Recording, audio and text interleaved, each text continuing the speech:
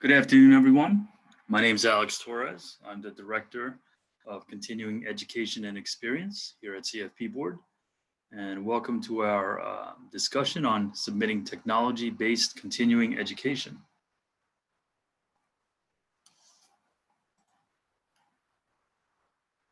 So the purpose of this meeting is to discuss how technology-based continuing education is administered, why certain programs are denied, and what may allow them to be accepted in certain circumstances.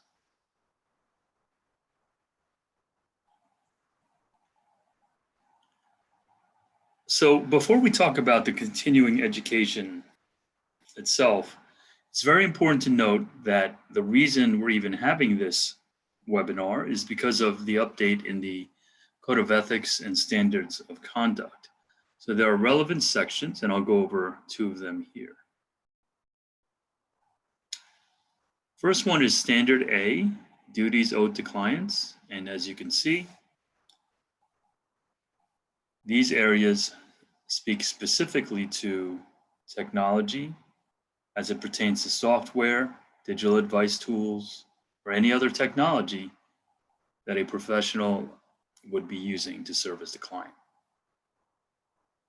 In this case, the CFP professional has to have a reasonable level of understanding of the assumptions and outcomes before they employ the technology.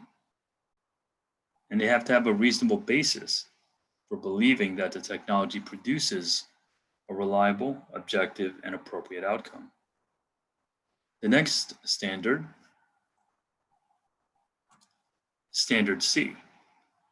Specifically for this one, you're looking at identifying, analyzing, and selecting actions, products, and services, how a certain product or service may be used to implement a recommendation, that's in B1. Then the rest of B, C, and D apply as well. This can be found on our website, cfp.net, under ethics, and you'll see the code and standards. You can search for these to get a better read as to what we're reviewing. Now, in terms of how we review these types of programs, this falls under the category of general CE program reviews. So we use multiple resources, as many of you know. So the first one is, we ask ourselves, is this program addressing one or more of the principal knowledge topics? Second, we look at the educational content and we say, is it designed within the context of CFP Board's CFP certification learning objectives? And for many of you, you might have seen this in our 2021 practice analysis. Does it fall within the financial planning competency framework? I'll go over that a little bit more in a minute. And again, is it within the scope of our Code of Ethics, Standards of Conduct? It doesn't mean it's an ethics course, but does it fall within the steps of financial planning? Does it fall within the conduct of the CFP professional? Third, does it adhere to CFP Board's program standards, policies, and the CE sponsor terms and conditions? The policies you can always find online, and the program standards are an appendix within the terms and conditions. As I mentioned, the financial planning competency framework is something we use. It is new. This came out, was looked at in 2020 and 2021. It's been released. So the main thing to look at here is that within the scope of the CFP professional's competency, we have three areas: interpersonal cluster, leadership cluster, and for what we're discussing today, the technical cluster. If you're developing a CE program and it falls within the financial needs analysis, financial advice, or technological savvy, there's a good chance you're falling within what we need for technology-based CE programs. So there are very specific scenarios for technology-based CE. So as a result of the revised standards, I'm going to go over a few of them. So to get approved for the CE credit, does it offer strategies to protecting clients' personal data and privacy? Does the program offer an understanding and leveraging technology markets to support investment management? Are the courses providing the financial advisor with more information and a better understanding of innovative and disruptive technologies? So here we're talking about cryptocurrency, Bitcoin, blockchain. Does it impact the financial planning itself and investment planning strategies? So we talked about the steps earlier. Does it talk about trends in social and science technology? Does it incorporate digital advice options for clients to self-manage parts of their portfolio? So now I'm going to go over a few examples of where technology-based CE may have been denied.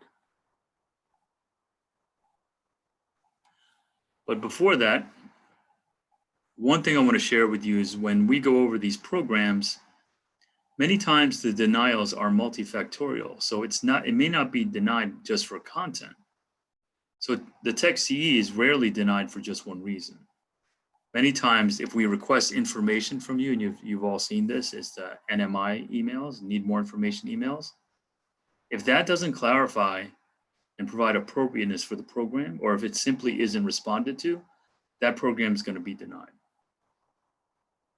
Other factors do play into why a Tech CE program may be denied. This could include, the requirements and the general CE policies. So here are some examples of denied Tech CE. Take a minute to look at that, and then I'll go over it.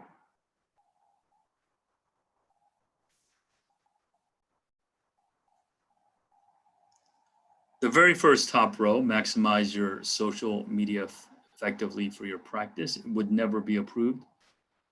As you can see in the description, we're talking about Facebook, Twitter, Instagram. But more importantly, this falls under our Tech CE.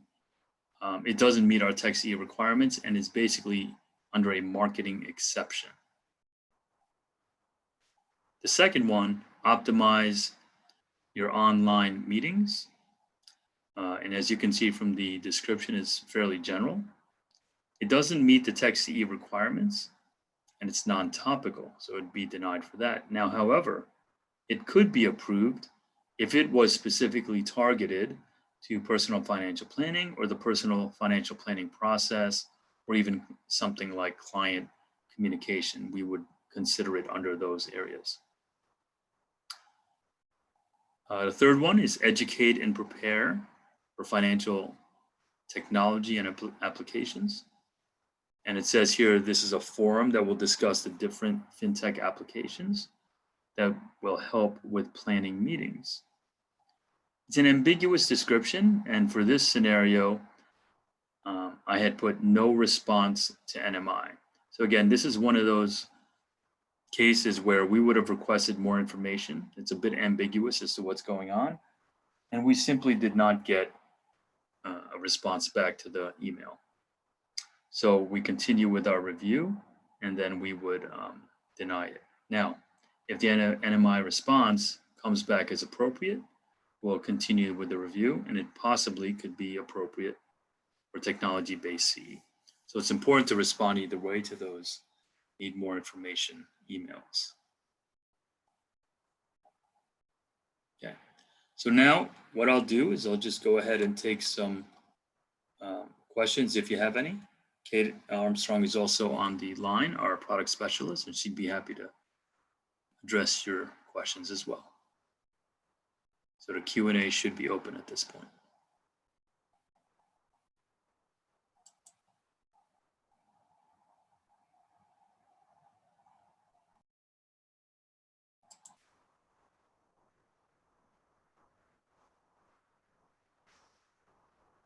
Okay, so we've got a question. Do we have examples that were accepted? I don't have specific examples of those that are accepted. We don't share those acceptances out there. But if you did look on our Find a CE program, on site, you could probably see the ones that are actually active and accepted. All right, next question. Are you seeing a dramatic increase in the amount of programs that are technology related relative to other conventional programs? I wouldn't say that we're seeing a dramatic increase. We have been seeing a steady increase, but it's across the board. So if I go back to the slide on, let's see, where is that slide? Here we go. So if we look at this slide, I have seen quite a bit that comes under strategies protecting clients' personal data. So this could be cybersecurity stuff. Leveraging technology markets, I don't really see a lot of this. I mean, once in a while we'll get something related to, different types of technologies. We see a ton of cryptocurrency, Bitcoin, and blockchain. Financial planning, impact on financial planning and investment planning. There are some very specific types of planning software we will see and review. Trends in social and science technology, I have yet to see that. And digital advice, we don't get a lot of that as well. All right, here's another question. We had a program from a fintech company that turned out to be much more salesy than expected. Okay, suggestions for dealing with that after the fact. We communicated the requirements ahead of time, but could we have done a better job of that? So in a case like that, these things tend to be very salesy. If that program had at least 50 minutes of just pure education, 50 minutes, then that would have been fine. And anything you have to do after the 50 minutes is something, what you can do on your own. But really, we need the 50 minutes for at least the one CE credit hour. Without actually seeing the way the program's designed, it's kind of hard for me to answer that. But what I would say is focus on the education side of it. What happens after the 1 hour, if it's only a 1 hour program, is up to you. But really focus on the 1 hour of education. That's what we look for.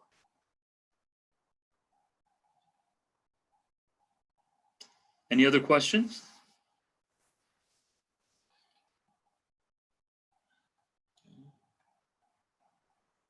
Let's see here.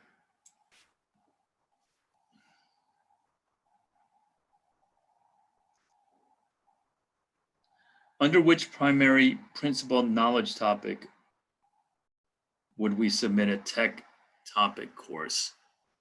Yeah, this is interesting. So we get them across all the different domain topics and all the different domains. Sometimes I get them under investment planning if it's for the investment planning like software. All of the like cryptocurrency, Bitcoin stuff, I seem to get that also under either general, or I get that under the under investment planning. There's no really wrong place to select it, but we do ask you to select it as close to possible for whatever the program may be. We get a ton of people selecting under general. We'd like to avoid that if you can really tie it down more to a specific area, whether it's tax planning, investment planning, education planning, any of them, whichever principal knowledge topic or domain you could tie it closer to would be better. Other questions?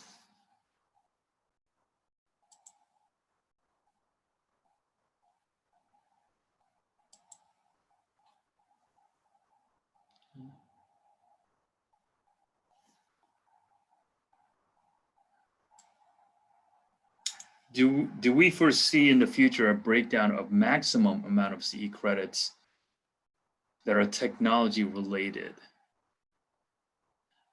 Yeah, so that's a good question. Again, because the way these come in, the programs come in, they're not just pure technology a lot of the times.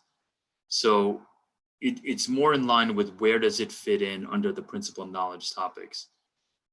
If we had specifically, you know, a technology like only domain, then maybe that would be the case. But I don't foresee that, because you'd have to really look hard at the where the domains fall, and hopefully, you know, they're aligned correctly.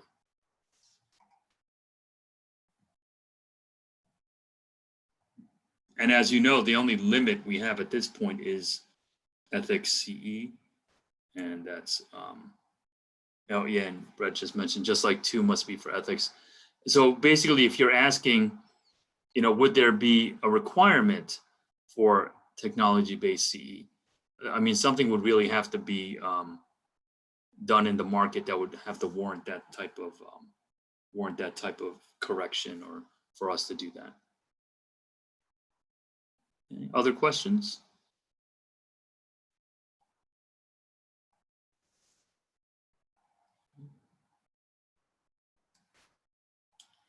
Can we receive a copy of today's deck? Yes, I'll talk to Kate and see if we can get this out to you in some manner, or we may very well see if we can get the recording up on our site as well.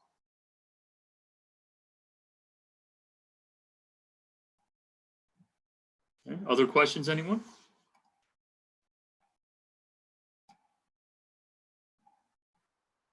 Or any other questions around general submissions, if not the Tech CE submissions?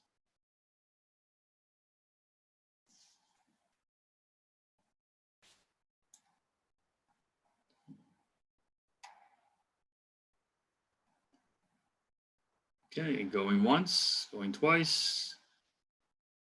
All right. Well, thank you all for attending the short session. Oh, wait. Can we talk about the new behavioral options? So now we talk about psychology of financial planning.